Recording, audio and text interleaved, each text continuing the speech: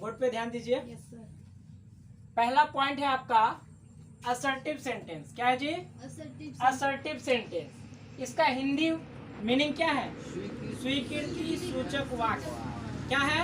स्वीकृति सूचक वाक्य। स्वीकृति का मतलब क्या होता है? स्वीकार। तो यहाँ डेफिनेशन देखिए, जिस वाक्य से स्वीकृति का बोध हो उसे असर्टिव सेंटेंस कहते हैं। स्वीकृति का मतलब क्या होता है? स्वीकार। इसका क्या मतलब होता है जी? स्वीकार। इसका मतलब स्वीकार होता है। स्वीकृति का मतलब स्वीकार। तो जिस वाक्य में स्वीकार का बोध हो उसे असर्टिव सेंटेंस कहते हैं।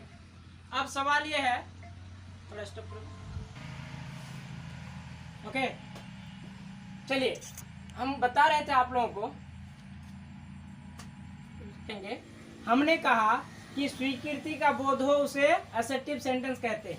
आप लोग गौर कीजिएगा, हम लोग स्वीकार किस तरीके से करते हैं? कोई भी बात का मालूम है? स्वीकार का मतलब समझे? एक्सेप्ट करना जी। हम आपको कोई बात बोले तो आप एक्सेप्ट दो तरीके से कर सकते हैं, या तो हाँ में या ना में। हम बोले कि किशनगंज जाओगी, तो आपको अगर टाइम है, जाने का मन है, तो आप क्या बोलेगा? हाँ चलो। अब नहीं तो नहीं, तो या तो हाँ में या तो नहीं में। स्वीकार दो तरीके से होता है कि नहीं? तो इसलिए कहा कि जिस वाक्य से स्वीकार का बोध हो उसे असर्टिव सेंटेंस कहते हैं। यहाँ मैंने एग्जांपल दिया, सी इज अ नर्स। वो एक सेविका है। नर्स में सेविका, या वो एक नर्स है। ठीक है, इसमें क्या एक्सेप्ट का बात हो रहा है ना? वो एक नर्स है, वो एक्सेप्ट है, मतलब ये बात स्वीकार कर रहा है कि वो एक नर्स है। मैं एक लड़का हूँ, ये एक्सेप्ट वाली बात है, स्वीकार वाली बात है। He is not a teacher. अब किसी के बारे में बात कर रहे हैं तो वो कह रहे हैं कि वो एक शिक्षक है, तो कोई कह रहा है कि नहीं वो एक शिक्षक नहीं है, मतलब नेगेटिव में। स्वीकार किस में हो रहा है? नेगेटिव में। तो इस तरह के वाक्य को दो भागों में बांटा गया है। असर्टिव सेंटेंस को कितने भागों में बांटा गया है? दो भागों में बांटा गया है। पहला आपका अफर्मेटिव सेंटेंस, दूसरा नेगेटिव सेंटेंस। अफर्मेटिव सेंटेंस का हिंदी होता है सकारात्मक वाक्य, नेगेटिव सेंटेंस का होता है नकारात्मक वाक्य। कोई तकलीफ? Okay, look at the board. अब हम लोग असर्टिव सेंटेंस के दो भेद, अफर्मेटिव और नेगेटिव के डेफिनेशन को समझते हैं। कोई तकलीफ? पहला पॉइंट क्या है? अफर्मेटिव। अब तक अफर्मेटिव सेंटेंस आप लोग बनाए कि नहीं?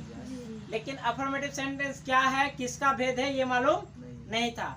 आज पता चल गया कि अफर्मेटिव सेंटेंस कहाँ से आया है? असर्टिव सेंटेंस से। समझ में आई ना बात? तो अफर्मेटिव सेंटेंस क्या होता है?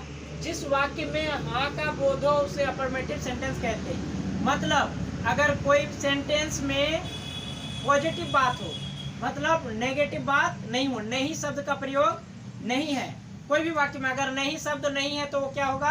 अफर्मेटिव होगा। समझ में आई? जी सर। आप लोग क्यों लिख रहे हैं अभी? जिस वाक्य में हाँ का बोध रहेगा, मतलब नहीं रहे, तो वो क्या होगा? अफर्मेटिव सेंटेंस होगा।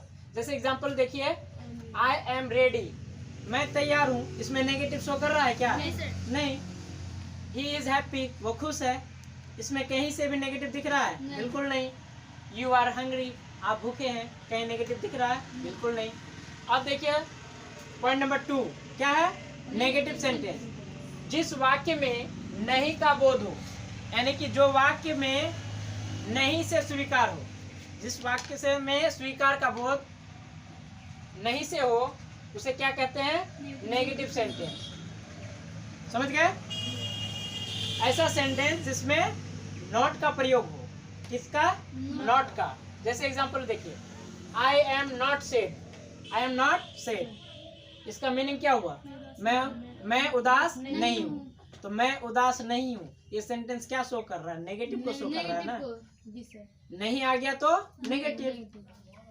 वी आर नॉट मैड, हम लोग पागल नहीं हैं। किसको शो कर रहा है? नेगेटिविटी को। दे आर नॉट फार्मर्स, किसको शो कर रहा है? नेगेटिविटी को। जिस सेंटेंस में नहीं शब्द आ जाए, यानी कि नॉट आ जाए, वो सेंटेंस क्या होगा? नेगेटिव सेंटेंस होगा। कोई दिक्कत? यानी अफर्मेटिव में नेगेटिव नॉट का प्रयोग नहीं होता है, नेगेटिव में नॉट का प्रयोग होता है। कोई दिक्कत? Okay, that's enough.